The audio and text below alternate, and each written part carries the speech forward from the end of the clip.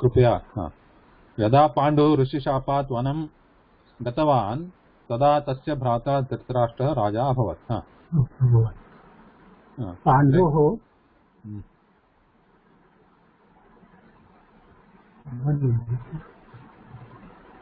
पाण्डोः भार्या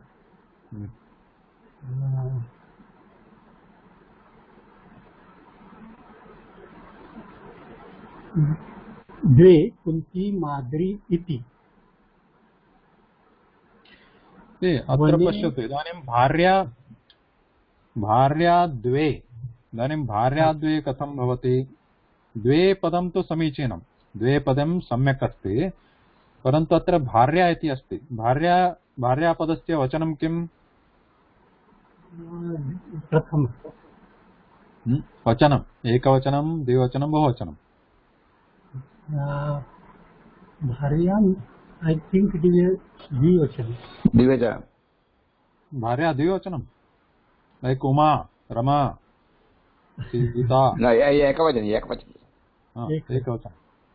So द्वे पदस्य वचनं किं? द्वे कुन्ती एंड माद्री। नो द्वे पदस्य वचनं किं? केवलं द्वे। द्वे इज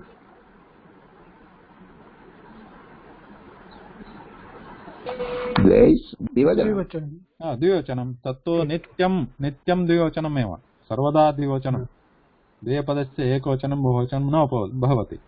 पुल्लिंगे लिंगं भवति, पुल्लिंगे द्वौ, स्त्रीलिंगे द्वे, नपुंसकलिंगेपि द्वे। पाण्डोः भार्या, इदानीं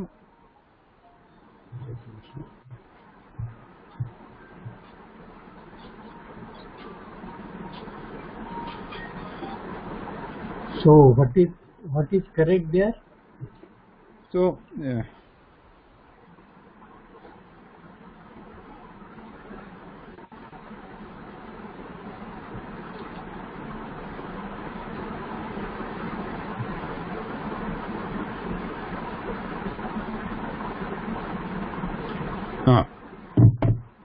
भार्या, इदानीं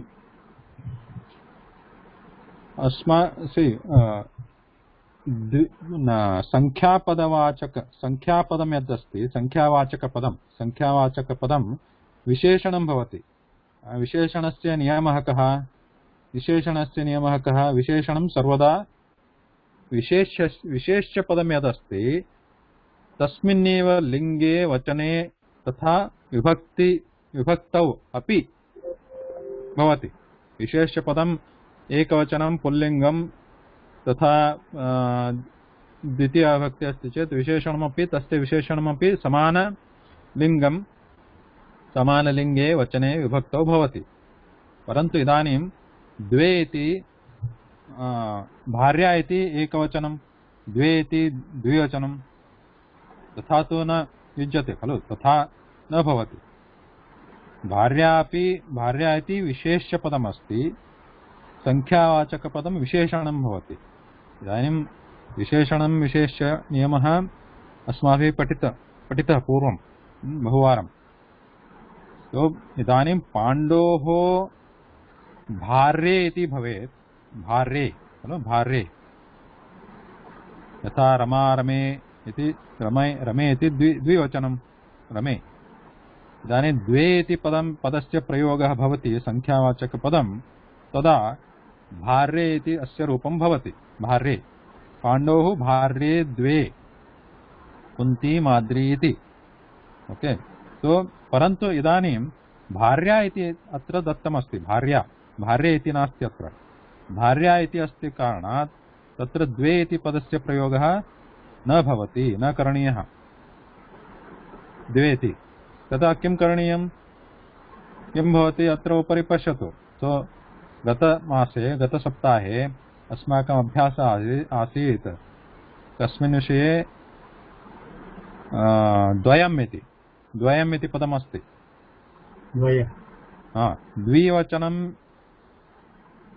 द्विवचनं न अपेक्षितमस्ति तत्र, केवलं नामपदस्य मूलरूपं तत्र भवतु, नामपदस्य मूलरूपं यथा भार्या इति नामपदस्य मूलरूपम् अस्ति भार्या यथा रमा अस्ति तदा तत्र केवलं द्वयमिति योजयतु द्वयं भार्याद्वयम् इति एकपदं भवति तत्र एकपदं भार्याद्वयं भार्या तथा द्वे इति भिन्नभिन्नपदानि भिन्नभिन्नपदे न भवतः केवलं भार्याद्वयम् इति एकं पदमेव तो अत्र पश्यन्तु अत्र भार्या तथा डैश डैश यत् अस्ति तत्र मध्ये अवकाशः नास्ति तत्र मध्ये अत्र ते पदमस्ति तथा डैश डैश यत् अस्ति रेखा अस्ति तस्मिन् तयोर्मध्ये किमस्ति अवकाशः किञ्चित् there is a gap there अत्र भार्या तथा रेखा अनयोर्मध्ये अत्र अवकाशः अथवा गैप नास्ति तत्र स्थानं नास्ति so this is one word भार्याद्वयम् ओके ओके ओके गुरु ओके अग्रे एवं कुन्त्याः पञ्चपुत्राः जातः इदानीं पञ्चपुत्राः एकपदम् अथवा भिन्नभिन्नपदम् एकपदम् एकपदम् अपि भवितुमर्हति अथवा भिन्नभिन्नपदे अपि भवति भिन्नभिन्नपदे अपि भवतः कथं पञ्च इति भिन्नपदं पञ्च पुत्राः पञ्च रूप्यकाणि पञ्च पाण्डवाः इति भिन्नपदमपि भवितुमर्हति पञ्च इति सर्वदा बहुवचनं सर्वदा नित्यं बहुवचनम् अस्ति इति पञ्च पुत्राः इति एकपदमपि भवितुमर्हति एकम् अथवा भिन्नं सारी महोदय तत्र पञ्च नास्ति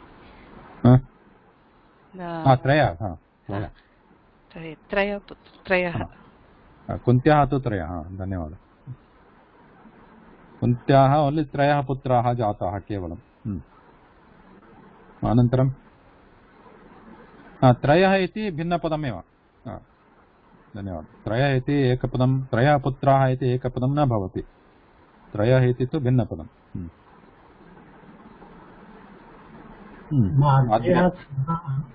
पुत्रौ जातौ कति पुत्रौ माद्र्या सह पञ्चपुत्रौ जातौ माद्र्या इति षष्ठीविभक्तिः माद्र्याः कति पुत्राः आसन् माद्र्याः कति पुत्राः पञ्चपुत्राः केवलं माद्री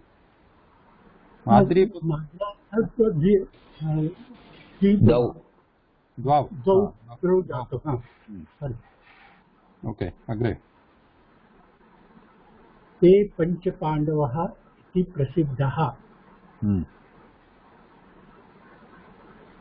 धृतराष्ट्रस्य अपि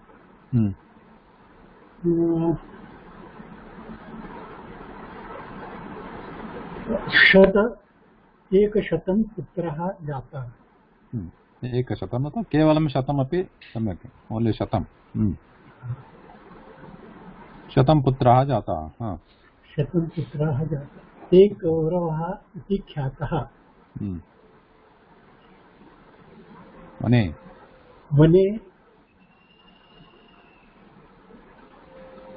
यदा पाण्डुः माद्री च मरणं प्राप्तवन्तः तदा कुन्ती पुत्रे सह हस्तिनापुरम् आगच्छति भूतकाल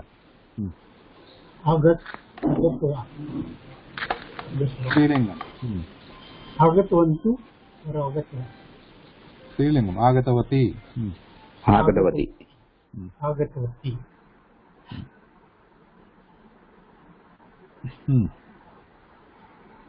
तत्र पाण्डवानां कौरवाणां च शस्त्राभ्यास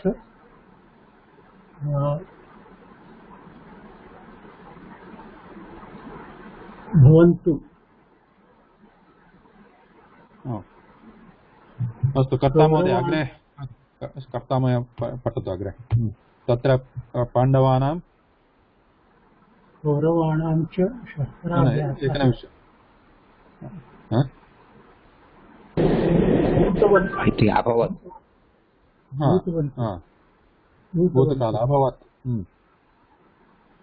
कौरवाणाम् अपेक्षया पाण्डवान् बलम् अधिकम् आसीत्। अपेक्षया कौरव ज्येष्ठ दुर्योधनः लाक्षागृहे पाण्डवान् मारयितुं प्रयत्नं करोति। भूतकाले कृतवान्। कुन्त्या सह पाण्डवाः गृहात् बहिः आगत्य वनं प्रविशतवान्। स्त्रीलिङ्गे वने पाण्डवश्रेष्ठः पाण्डः न बहुवचनं न बहुवचनं किं पाण्डवाः पुल्लिङ्गपदस्य बहुवचनं प्रविशति बहुवचनं भूतकाले एकवचनं किं किञ्चित् सुरेश महोदय वदतु एकवचनं किं वनं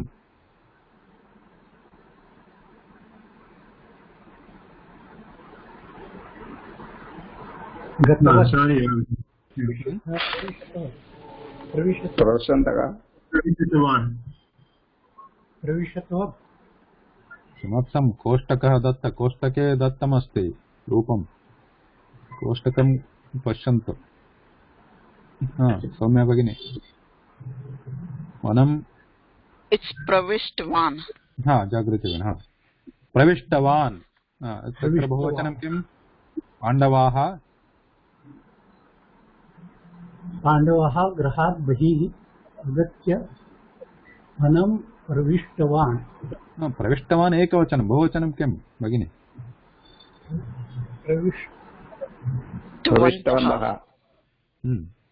प्रविष्टवन्तः अग्रे वने प्रविष्टवन्तः वने पाण्डवश्रेष्ठः भीमः हिडिम्बासुरस्य वधं कृतवान् ततः पाण्डवाः एकचक्रनगरं प्राप्तवान्।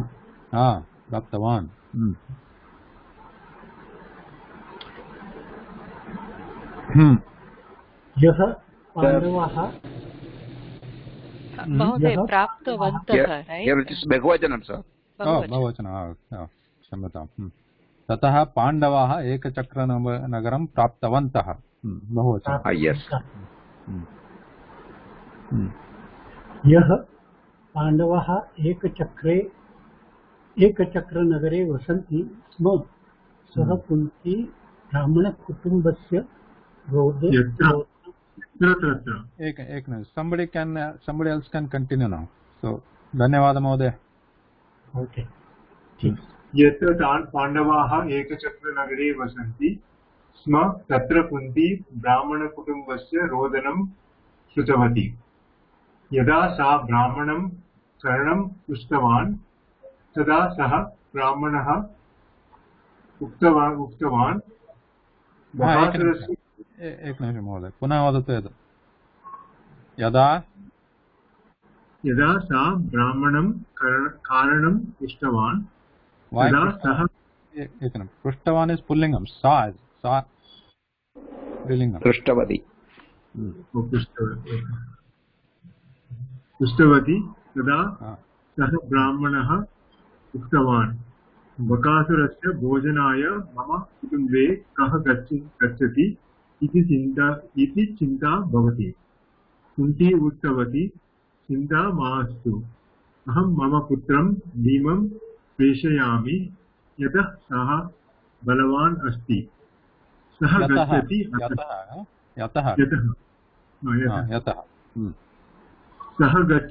अतः बकासुरस्य मरणं निश्चयेन भविष्यति।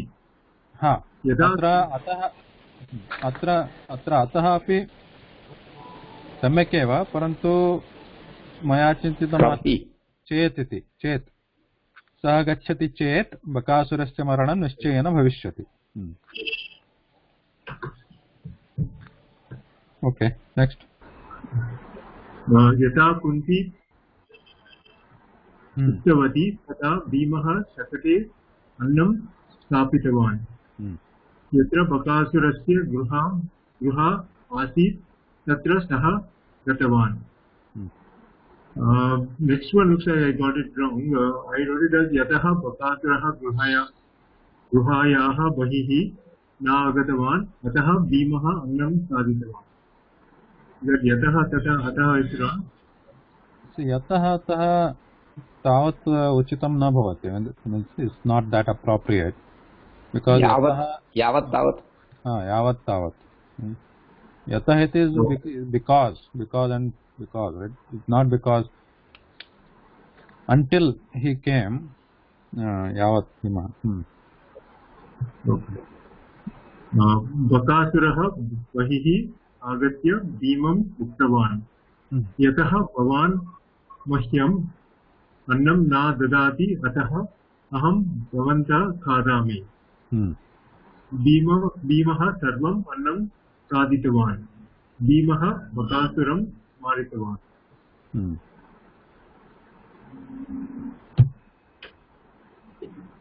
यः मत्स्ययन्त्रस्य वेदनं करोति सः द्रौपद्या सह विवाहं करोति इति पाण्डवाः श्रुतवन्तः। ते यत्र द्रौपदीदेव्याः स्वयंवरः आसीत् तत्र गतवन्तः। कौरवाः अपि तत्र आगतवन्तः। यदा कर्णः आगतवान् तदा द्रौपदी उक्तवती कर्णेन सह विवाहं न करोमि यतः सः सूतपुत्रः अस्ति। पाण्डवमध्यमः अर्जुनः मत्स्ययन्त्रस्य वेदनं कृतवान्। Here I had the last sentence I had two words again. I think maybe could be either yataha or yada, right? Or one is more appropriate. So yataha kunti uktavati ataha draupadiya or yada kunti uktavati यतः अतः अपि सम्यक् अथवा यदा तदा अपि सम्यक् भवति अथवा यथा तथा अपि भवति। यथा कुन्ती उक्तवती तथा द्रौपद्याः विवाहः पञ्चपाण्डवैः सह अभवत्। अत्र पश्यतु, पञ्चपाण्डवः इति एकं पदं भवति। अत्र एकं पदं, यत् भिन्नपदं भवति चेत् पञ्च पाण्डवैः इति पदच्छेदनं भवति। तर्हि यदि पञ्च पाण्डवैः इति पदच्छेदनं भवति तर्हि अस्यापि विभक्तियोजनं भवति। यत्र पाण्डवैः इति तृतीया विभक्ति बहुवचनमस्ति, तृतीया बहुवचनम् इति कारणात् पञ्च इति पदस्य अपि तृतीया बहुवचन विभक्तिरूपम् इदानीं भवति। यदि भिन्नपदं भवति चेत् पृथक् पदं, यदि एकपदं भवति चेत् न, तत्र चिन्ता नास्ति, केवलं पञ्चपाण्डवैः एव। ओके, अत्र पञ्च इति पदस्य तृतीया बहुवचनरूपं किम् अस्ति इति दृष्ट्वा लेखितुम् अत्र साध्यमस्ति, यदि पृथक् पदमस्ति चेत्।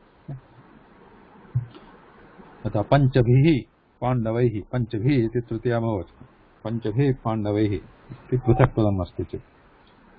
Okay, Every time we have to refer ekvachana bahuvachana, how can be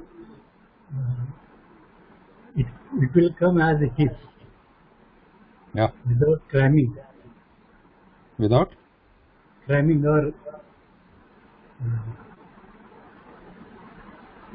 memorizing, without अभ्यासेन आगच्छति। आचार्यात् पादमादत्ते पादं because there are so many स्वमेधया पादं सब्रह्मचारिभिः।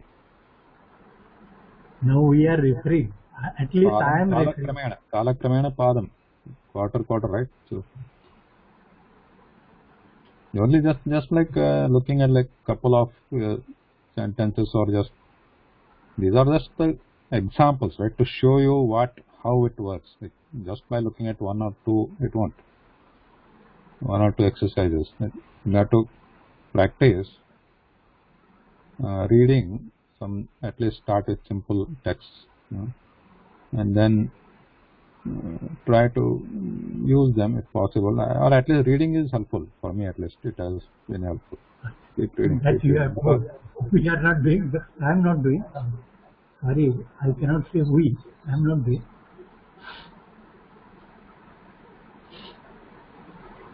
Reading is must. Agree. Yeah. But they will always be in front of your eyes, and they will be hitting your brain all the time.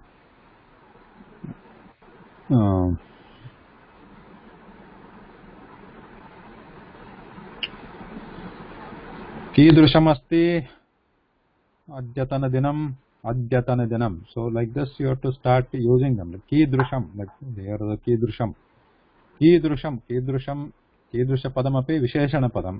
कीदृशं खाद्यं, कीदृशं दिनं, कीदृशः बालकः, कीदृशी बालिका, यथा. So अद्यतन पूर्वतनसप्ताहे पूर्वतनवर्गेषु अस्माभिः पठितमासीत् अद्यतनं तथा अद्यतन अद्य इति अव्ययपदमस्ति. अद्य गुरुवासरः, अद्य शनिवासरः, अद्य भानुवासरः, अद्य रविवासरः. परन्तु अद्यतन इति विशेषणपदमस्ति. इति विशेषणपदं यदा भवति तदा एकपदे तस्य प्रयोगः भवति चेत् चिन्ता नास्ति. यथा मया अत्र प्रयोगः आसीत् किमिति अद्यतनदिनम् इति एकं पदम्. अद्यतनदिनम् इति नपुंसकलिङ्गपदम् इति जानीमः. दिवसः इति पुल्लिङ्गपदं, परन्तु दिनम् इति नपुंसकलिङ्गम्. So अद्यतनदिनम् अथवा अद्यतनदिवसः. अद्यतनदिनं कीदृशम् अस्ति अथवा आसीत्. अद्यतनदिवसः कीदृशः अस्ति. तथा प्रयोगः कर्तव्यः. अनन्तरं द्वयम् एतत् सर्वं पूर्वमासीत्. प्रश्नः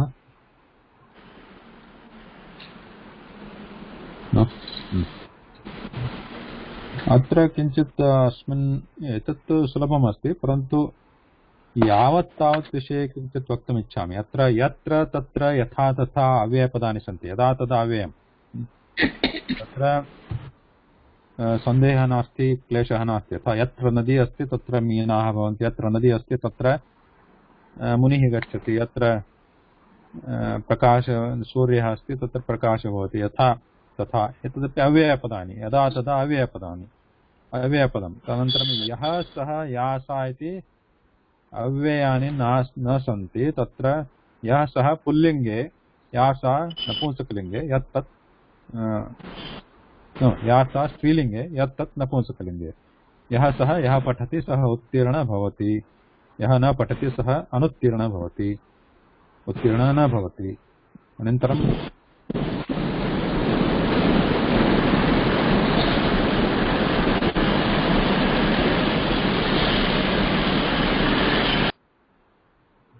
यत्र वर्गः भवति तत्र शब्दः आगच्छति. सो यत्र तत्र यथा तथा यदा तदा. परन्तु यः सः लिङ्गविषये, लिङ्गं दृष्ट्वा, अत्र सः इति पदमस्ति, तत्र तस्य लिङ्गं दृष्ट्वा अस्य यः या तस्य पदस्य प्रयोगः करणीयः. यत् तत् इति. यदि तर्हि अपि अव्ययपदद्वयं.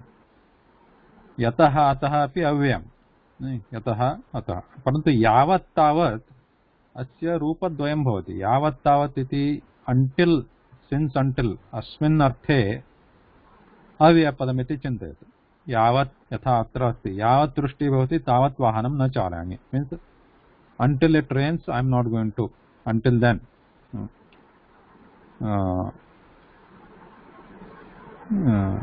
as long as it rains, until then I am not going to drive. So that is the meaning here. Yavat tavat. In that meaning, it is easy. Yavat rushti bhavati. Yavat mama mitram na agachit tavat aham na pathami. Something like that. So that is fine. But yavat tavat, yavat padasya tatha tavat padasya pulling रूपाणि लिंग लिंग भेदा अपि सन्ति. यथा यावान, तदनन्तरं यावती, यथा कीदृशी अस्ति तथा एव. यावती यावत्, यावान यावती तथा नपुंसकलिंगे तु यावत् एव. तादृशरूपाणि अपि भवन्ति. सो अर्थं दृष्ट्वा तस्य प्रयोगः करणीयः. सो यदा यथा अत्र अर्थः अस्ति, वाक्यस्य अर्थः यावत् वृष्टिः means as long as it going to rain, I am not going to, until then I am not going to drive. So in this अर्थ एतादृश प्रयोगः सम्यक् अस्ति. परन्तु यदा वयं वदामः यावान् अश्वस्य वेगः अस्ति, अश्वस्य वेगः मीन्स् अश्वस्य वेगः हार्स् स्पीड्, वेगः इति पुल्लिङ्गपदं, तत्र यावत् इति प्रयोगः न करणीयः. तत्र यावान्, बिकास् वेगः, यु आर् कम्पेरिङ्ग् वेगः वित् सम्थिङ्ग्. यावान् अश्वस्य वेगः यावान् अस्ति, तावान् गजस्य वेगः नास्ति. It is not until there, it is as long as until नास्ति. तत्र अर्थः, तत्र कम्पेरिसन्, तुलना अस्ति. यत्र तुलना अस्ति यावान् तावान्, तत्र लिङ्गं दृष्ट्वा, वेगः इति पदं पुल्लिङ्गपदं, यावान् अश्वस्य वेगः तावान् गजस्य वेगः न इति वक्तव्यम्. ओके, तथा उदाहरणार्थं वृष्टि, वृष्टि इति स्त्रीलिङ्गपदं. यावान् भारतदेशे वृष्टिः भवति, तावान् अमेरिकादेशे वृष्टिः न भवति. नो, नाट् यावान् तावान्, बिकास् स्त्रीलिङ्ग, रैट्, स्त्रीलिङ्ग. यावती वृष्टिः, यावती भारतदेशे वृष्टिः भवति, तावती वृष्टिः अमेरिकादेशे न भवति. तुलना अस्ति तत्र. यत्र तुलना अस्ति तत्र लिङ्गं दृष्ट्वा, यस्य तुलना भवति तस्य लिङ्गं दृष्ट्वा प्रयोगः भवेत्. यावत्, यावान्, यावती इति. Okay,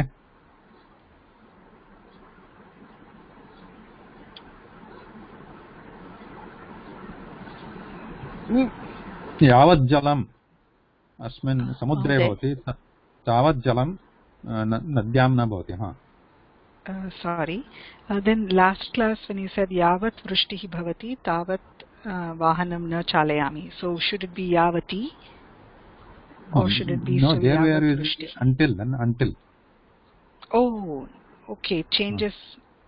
Okay, So if you are using in that There is- sense of as long as and until, there is no tulana. Tulana tatra yavat tavat eva. But Okay. where they were Only comparing for- two things. okay, then the female, male and napunsakalingam comes. Okay, thank you, Mahoday. Means अत्र उदाहरणमासीत् यावती वृष्टिः भारते भवति, means as long as it is raining in India, that is not the meaning there, right?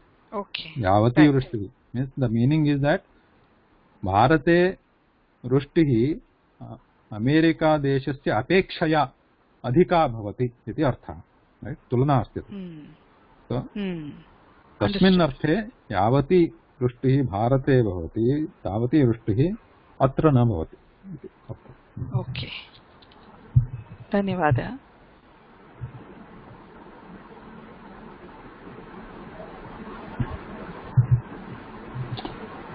So here one more thing, last. It is still on track. On time. Yadyapi tathapi. Let's go over. But yadyapi tathapi. So these are etepi pade avyaya pade avyayam. Yadyapi tathapi. So udaharanam pashyatu atra. Yadyapi saha patitavan tathapi saha uttirna na bhavat. So even if, then also in that meaning, in that sense. Yadyapi saha patitavan, even if he wrote, even though he read, tathapi, even then, though he read, even then, like that. Saha uttirna na bhavat. even though he read, even then, sorry, though even, whatever, यद्यपि सः पठितवान् तथापि सः उत्तीर्णः न अभवत्. अन्यत् उदाहरणं ददातु. यद्यपि तथापि उदाहरणं. How it be in Marathi? यद्यपि तथापि. किमस्ति? How we can mean it in Marathi? Marathi उदाहरणं. Jari जरितरि. tari. I'm not 100% expert in Marathi, but looks like, sounds like. यद्यपि तथापि. अन्यत् वाक्यस्य उदाहरणं वदतु. जरितरि वाक्यस्य उदाहरणं वदतु. यद्यपि अहं प्रयत्नं कृतवान् तथापि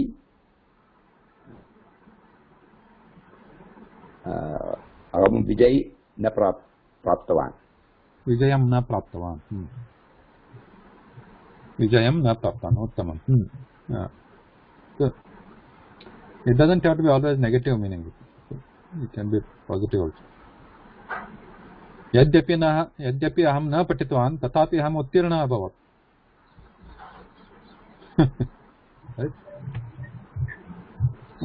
यद्यपि तत्र सूर्यः न आसीत् तथापि तत्र प्रकाशः आसीत्.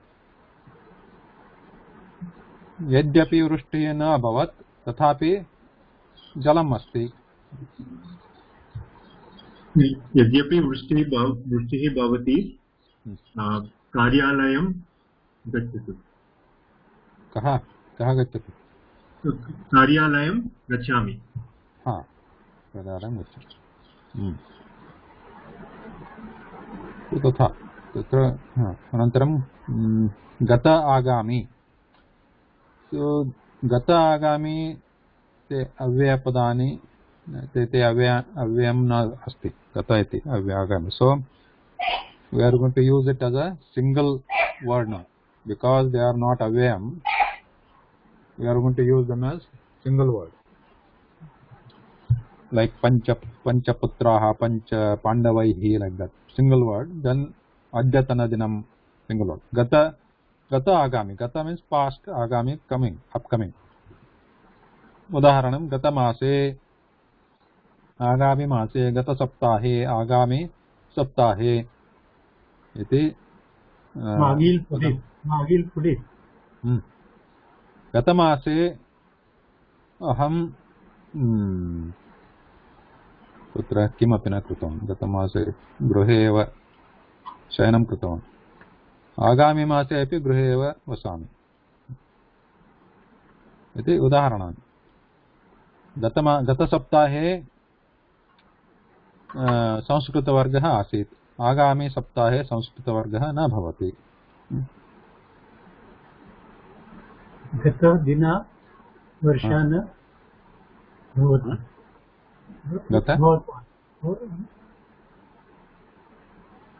गतदिने वर्षः न भूतवान्. वर्षाः इत्युक्ते किम्? वर्षाः भूतवान्.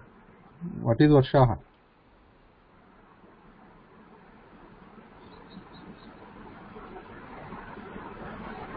No, what is वर्षाः? गतदिवसे या दिने. No, what is वर्षाः? वृष्टिः, right? पर्जन No, वृष्टिः, that's what we are using, not वर्षाः. वर्षा is ऋतु. ऋतु is वर्षा. वृष्टिः is not Varsha. Varsha is a kala, ऋतु. वृष्टिः is a rain.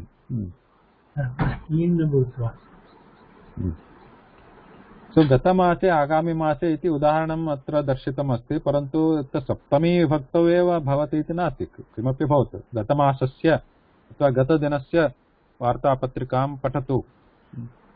आगामिदिनस्य कार्यक्रमः कः भविष्यति इति कस्मिन्नपि रूपं भवति, रूपे भवति तत्र विभक्तिरूपं।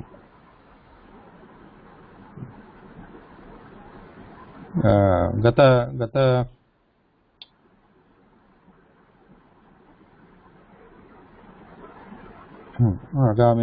आगामिमासस्य गतसप्ताहस्य इति अपि रूपाणि भवन्ति, सर्वाणि रूपाणि भवन्ति।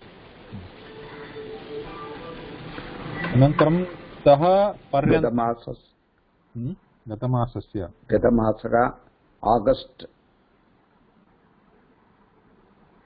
आगस्ट् आसीत्।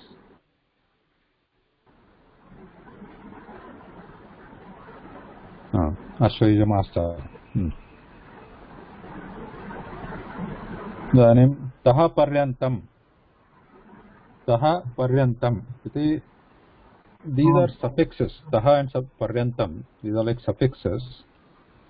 So taha iti padasya udaharanam पूर्वं दृष्टमस्ति। यथा गृहतः इति पञ्चमी विभक्त्याः पर्यायपदमस्ति। पञ्चमी विभक्तिरूपस्य यथा गृहात् आगतः, विद्यालयात् आगतवान्। So in that sense also taha can be used. विद्यालयतः आगतवान्, गृहतः आगतवान्। इदानीं पर्यन्तम् इति अपि we can use that, like तः पर्यन्तं, तः from पर्यन्तं, till, until। यथा उदाहरणं सप्तवादनतः नववादनपर्यन्तं। Remember, these are single words, these are like suffixes। सप्तवादनतः नववादनपर्यन्तं वर्गः भवति। From up to. Yeah. गृहतः विद्यालयपर्यन्तं means गृहात्। So wherever there is a tah, you can use panchami also there, like saptavadanat navavadanaparyantam or saptavadanatah navavadanaparyantam, गृहात् विद्यालयपर्यन्तम् or गृहतः विद्यालयपर्यन्तं चलित्वा गच्छामि।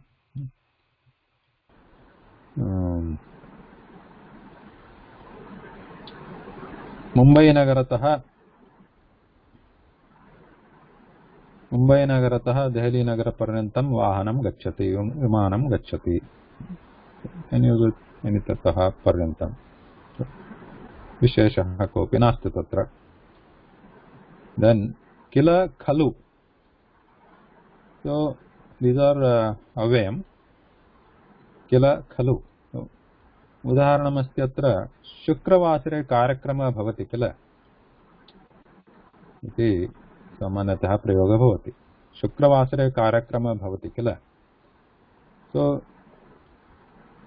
अत्र किल पदस्य प्रयोगः कदा भवति, यत्र we want to say like, isn't it, we know that शुक्रवासरे कार्यक्रमः भवति, that we know, and we want to tell somebody saying that isn't it, means we are affirming तस्य निश्चयं कर्तुं एतस्य एतादृशप्रयोगः भवति। इदानीं किल पदस्य प्रयोगः,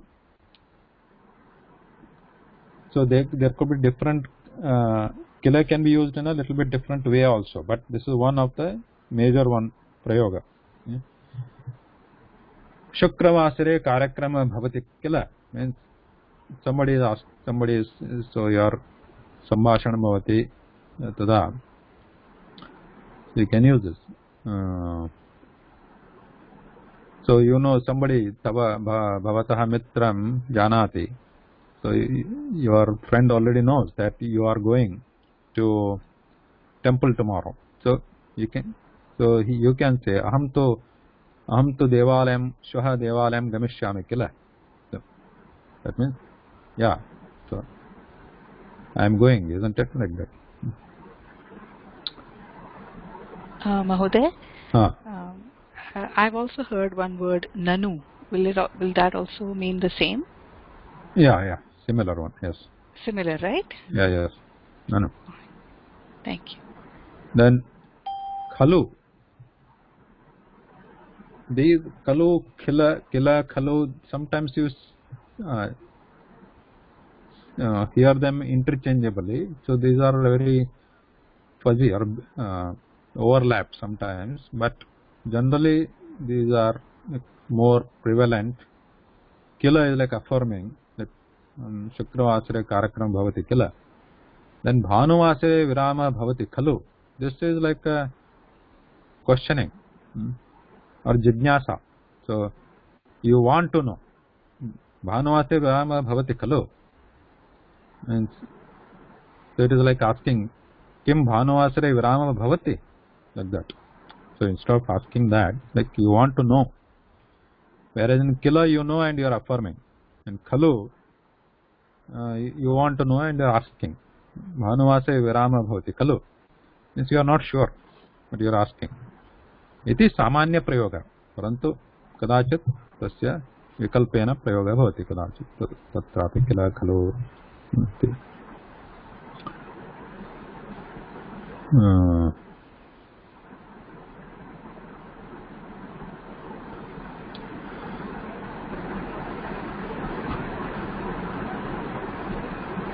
Krishna Kausam Hatavan Kila. So, Tatha Kila. So, we know the fact. Just restating and referring. So, Va. The final one is Va. Kimva. Hmm? Va means Kimva, Marathi. What is Kimva? Otherwise. Kimva. Yeah. Kimva. Madhyava Shubha Aaj Kimva Udaya. So, Va is like or. Saying or. Athava. Yeah. विकल्पः यत्र विकल्पः अस्ति तत्र वा इति पदस्य प्रयोगः भवति. यथा मित्रम् अद्य वा श्वः वा आगच्छति. मम मित्रम् अथवा भवतः मित्रं भवत्याः मित्रं. मित्रम् इत्युक्ते किम्? व्हाट इज मित्रम्? Friend. सुहृत् अथवा सखा सखी अपि भवति स्त्रीलिङ्गे. मित्रम् अद्य वा श्वः आगच्छति. So he either comes today or tomorrow, you don't know. So you want to say va there. Mitram adya va shvah va agacchati. Idanim va iti padasya prayogah dvivaram kritam. 2 times. But तथा नियमः नास्ति. केवलम् एकवारमपि कर्तुं शक्यते. यथा मित्रम् अद्य श्वः वा आगच्छति. तत्र मध्ये वा अस्ति. तस्य आवश्यकता नास्ति. मित्रम् अद्य श्वः वा आगच्छति. श्वः वृष्टिः हिमपातः वा भवति.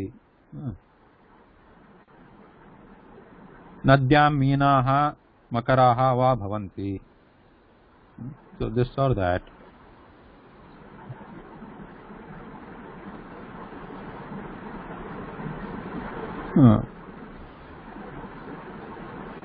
अनन्तरम् अत्र उदाहरणमस्ति महाभारतग्रन्थतः कथा. अश्वत्थामा हतः नरो वा कुञ्जरो वा.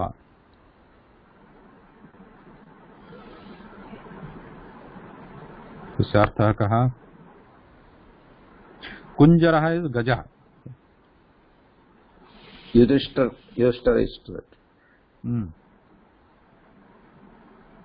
युधिष्ठिरः वदति. किं वदति? अश्वत्थामा हतः नरो वा कुञ्जरो वा. अत्र वा इति पदस्य उदाहरणं. वा वा.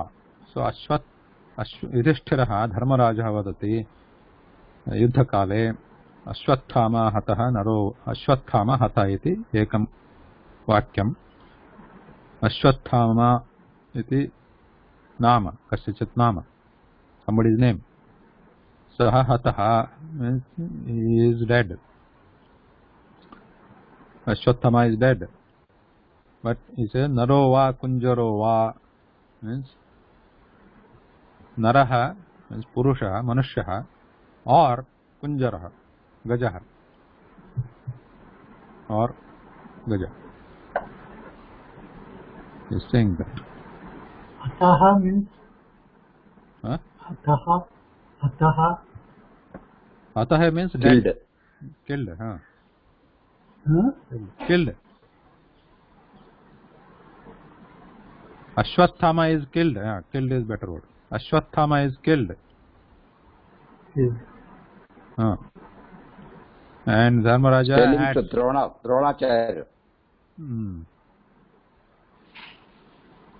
Tell Hello, us story, sir. Mother. What is the मैं story? नीला देवी बात कर रहा हूँ. हाँ द्रोणाचार्य का बेटा है ना, अश्वत्थामा. हाँ हाँ अश्वत्थामा हाँ उसका बेटा. हाँ उसका बेटा. हम्म. तो धर्मराज बोलते नहीं. हाँ धर्मराज बोलता है अश्वत्थामा हतः अश्वत्थामा कुंजरः. नरो वा कुंजरो वा. अश्वत्थामा हतः कुंजरः.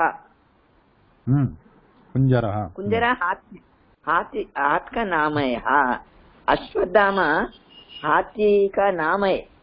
हाथी का नाम है. युद्ध में. हाँ, युद्ध में. कौन बोलता है? धर्मराज बोलते. धर्मराज बोलता है. द्रोणाचार्य का. हाँ,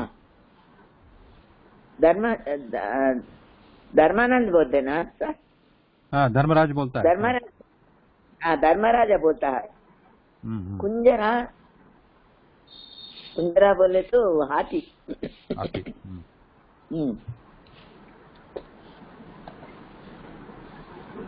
अच्छा सर. इससे क्या झूठ बोलता है सच बोलता है? झूठ है ये बात. बहुत it is it's a mixed version. झूठ भी नहीं, सच भी नहीं. सच भी नहीं, झूठ. सच भी नहीं, झूठ भी नहीं. कौन मरता है? हाथी मरता है. हाथी मरता है. कौन मारता है हाथी को? हाथी को भीमसेन मारता है. हाँ सब पता है महाभारत. हाँ, भीमसेन मारता है. भीम मार के उनका भाई धर्मराज से बोलती कुंजरा हतः. इसलिए वो महाभारत में लिखा है उसका धर्मराज का रथ ऊपर चल रहा था, धरती से ऊपर चलता था, वो नीचे गिरता है.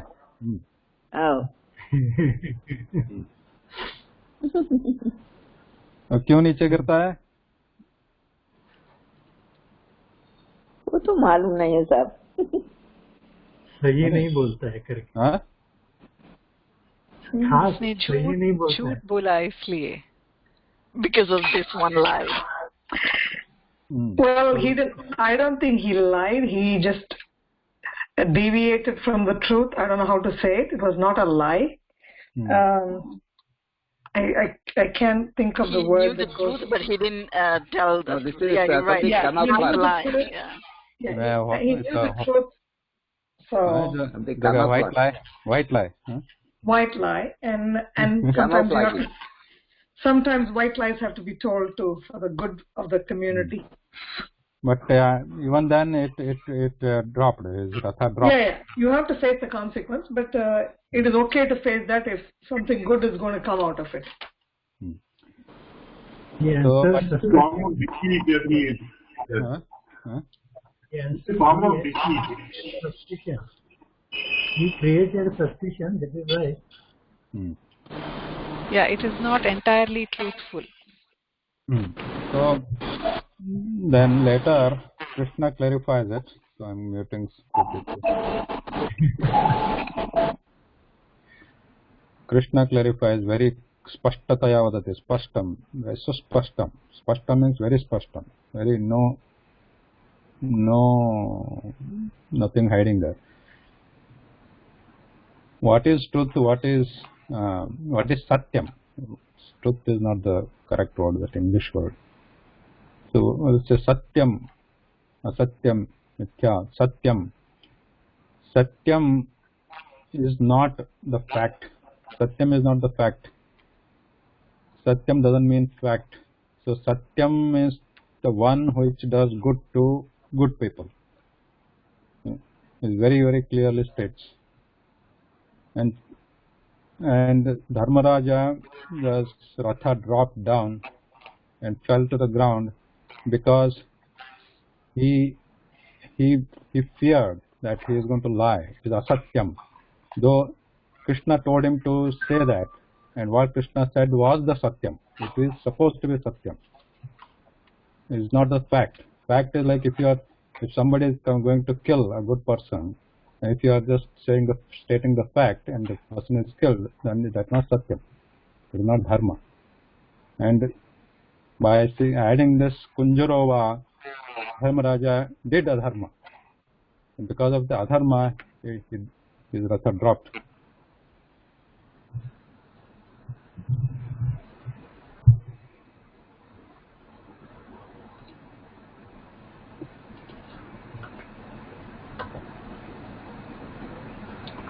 Mahoday, where did Krishna say this one? I'd like to read that in Sure. Bhagavad Gita. Yes. No, Mahabharatam. I'll send Mahabharatam. Okay. I'll send the sloka reference. Please, yes, that will be very good.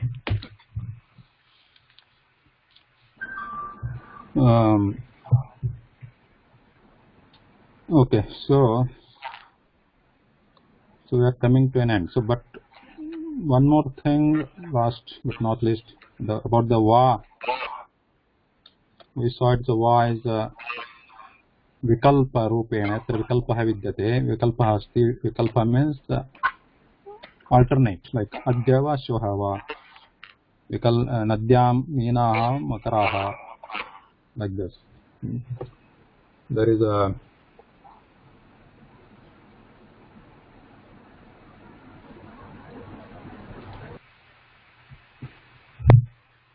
विकल्पः अस्ति तत्र वा इति प्रयोगः भवति परन्तु from where the sound is coming Sandhya Bhagini धन्यवाद but va sometimes in the today's world you might hear that like a prashna bhavan gacchati va, like to ask the question, right? So that is not the right way of using va. So I just wanted to highlight that part.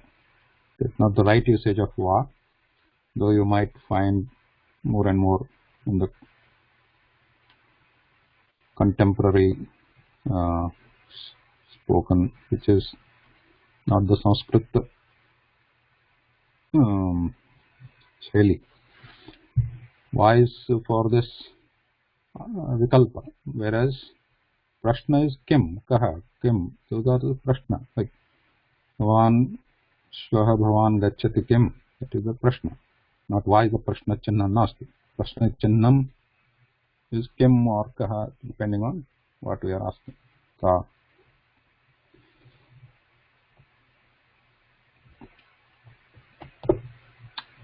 So with this, I think we are coming to an end. So can anybody recap what all we have studied, or any questions? Yeah, one question I have. So when we use cha, basically to say that together or all, when we use cha only once, but in va we have to use it for every option. No, so va every or only once is enough here. Adya shvaha va. Then. Okay. Just a style here. Adya va shvaha va is also okay, but shvaha vrishtihi himapataha va bhavatu. Bhavatu va na bhavatu. Like that also it is used. Bhavatu va na bhavatu. Shvaha vrishtihi bhavatu va na bhavatu. Aham tu karyalayam gacchami. But it can also be used for more than two, right? Because cha also we use it for like 3, 4 also. We can just yeah. So if there is more than two, like va can be used multiple times or at the end only once. Okay. But cha is mostly used only at the end.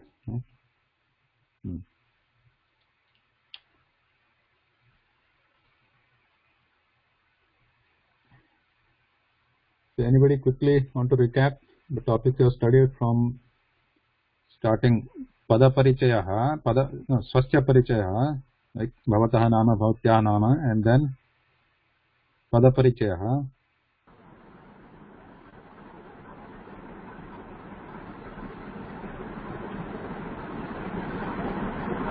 No? Can I say? Yes, please. You started with the Adyatana Denam. You just started the class with that. No, not today. Just overall, all our Overall. yeah. Overall, at 37 or 38th class. Pada parichayah, linga parichayah, vachana parichayah, vibhakti parichayah. Right? We studied ekavachanam, dvivachanam, bahuvachanam, lingam, and then visheshanam, visheshyam, vartamana kalah, bhutakale मुख्यतः कृदन्त भूतकालरूपम् अनन्तरं भविष्यत्कालरूपाणि यथा भविष्यति करिष्यति पठिष्यति अनन्तरं तुमनोरूपम्. You also studied Visheshanam, Vishesham. Yeah, Visheshanam, and there is a list, but just to, and then the Tva Rupam, Lep Rupam, right? Gatva, Krutva, and Tumun Rupam, Gantum, Patitum, Chalitum, and Ruchihi, Shadrasaha, Shighram, Mandam, Uchchai, Katham, Kimartham, then Sma iti Bhutakale, Aham Gacchami Sma, Bhavan Kutra Gacchati Sma, like that. Saha Vina, Tena Vina, Tam Vina, Tena Saha, Sankhyaha, Sankhya iti api asit, Kati iti Padam, Kada Padam, Kada Bhavati, Samayah, Samayasya, Ghati Nirikshanam, Anantaram Kada, Adyatana Shvastana, Adya Shvaha, Yaha, Parahyaha, then Sambandhavachaka Padani, Pita, Mata, Mata, Mahatta, Maha, Matula, Pitruvyaha, Matrishwasa, Pitrishwasa, इत्यादयः. अनन्तरं विरुद्धार्थक शब्दाः कृशः, स्थूलः,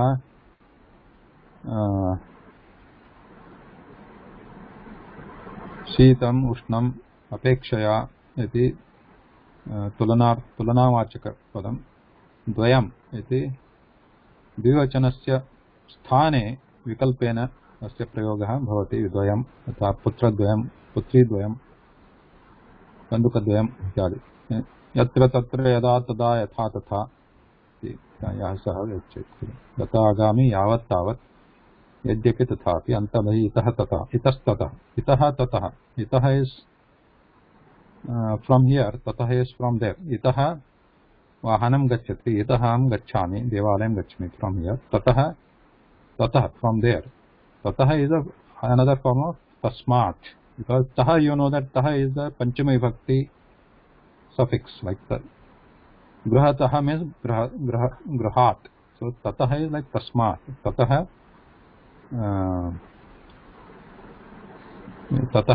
balakah agacchati, like tatah, from there. Taha paryantam and yatah atah va. So these things and few other things we might have touched in between. Bhavishyakat. Bhavishyakalā अस्ति अत्र, भविष्यत्कालः. Yeah. And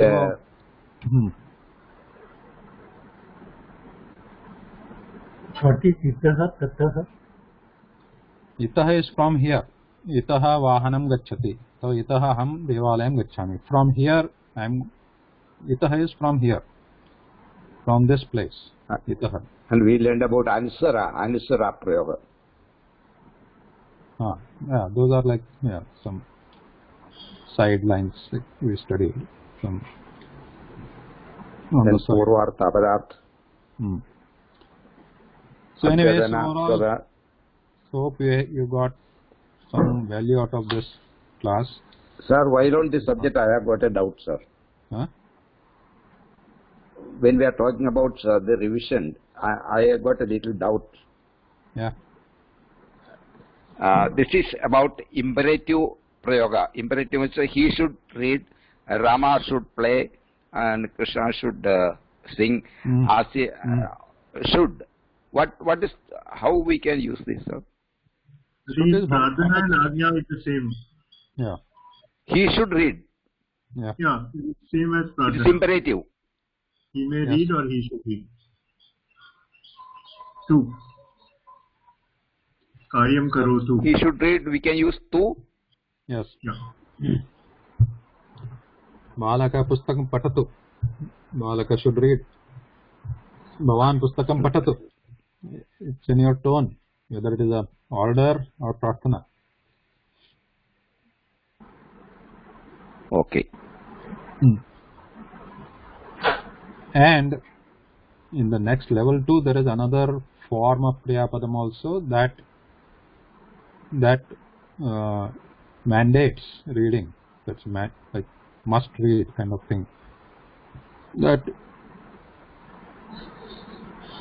So the class ends here? no, today, with this session 6 syllabus, as far as L1 is concerned, we have exceeded it. But so today we'll stop the session 6 L1, what we call L1 class, and hope you all enjoyed it. I really enjoyed having you all, being with you all in class. And so next class, 3rd October. yeah, that Shiksha class, whoever have registered, will start from October 3rd. Next week is off. We'll take a break. I'll take a break at least. Somebody is going to attend the Shiksha class, they can start from Saturday. The timing, timing is different. Can That we class continuously interact